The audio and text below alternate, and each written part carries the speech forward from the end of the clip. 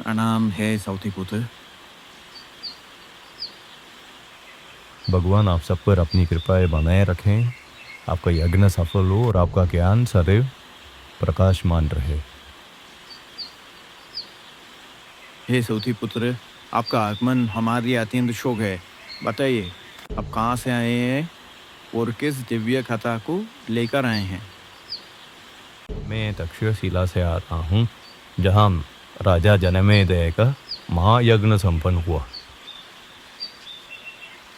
हे ऋषिगण, मैं आपको सुनाऊंगा महाभारत की अमर कथा, जो है ऋषियों और राजाओं की प्रेम और युद्ध की, कर्म और धर्म की कथा, जो वेद व्यास जी ने रचित की।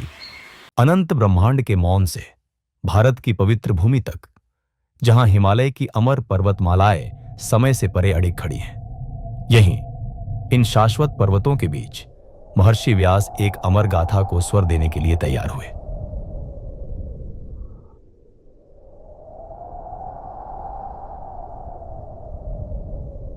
हे वेद व्यास, सत्य के ज्ञाता, जो कथा तुम कहने जा रहे हो वह केवल इस संसार की नहीं, वह धर्म की ध्वनि है, समय की प्रतिध्वनि है। इस महासागर जैसे दिव्य ज्ञान को रूप देने के लिए तुम्हें ऐसे किसी की आवश्यकता है जो बिना रुके इसे लिपिबद्ध कर सके।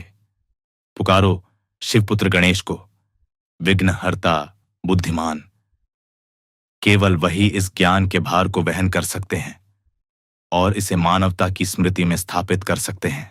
हे विघ्नहर्ता गणेश, तू बुद्धि का दाता है, शब्दों का स्वामी है।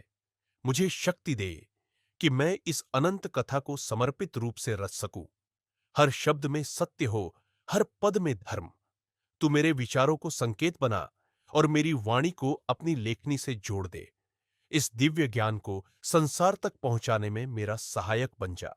व्यास, जब तुम सबसे महान कहानी को रचने का संकल्प कर रहे हो, तो याद रखना, मैं तुम्हारे शब्दों को लिखूंगा, लेकिन केवल तब जब तुम्हारा वर्णन बिना रुकावट के चले।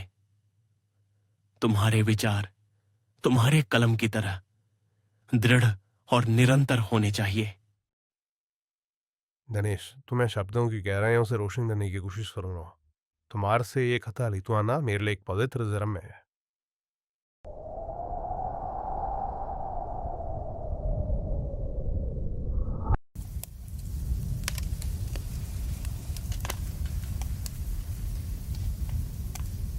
ओम सर्पयज्ञाय स्वाहा। यह अग्नि मुझे अपनी ओर खींच रही है। यह जन्मेजय का प्रतिशोध है। परीक्षित की मृत्यु के लिए मैं शक्तिशाली हूँ। मैं नागों का राजा हूँ, पर यह यज्ञ, यह मंत्र मुझे भस्म कर देंगे। अस्तिक, तुम कहाँ हो? यदि तुमने देर की तो मैं भी राख बन जाऊंगा। हे राजा, इस क्रूरता को बंद करो। बदला कभी भी आपके दर्द को मिटा नहीं सकता। कौन है जो राजा के बदले को रोकने का हिम्मत करता है? मैं धर्म का पालन करने वाला हूँ। आपके पूर्वजों ने सत्य और न्याय का पाठ अपनाया था, ना कि अंधा क्रोध।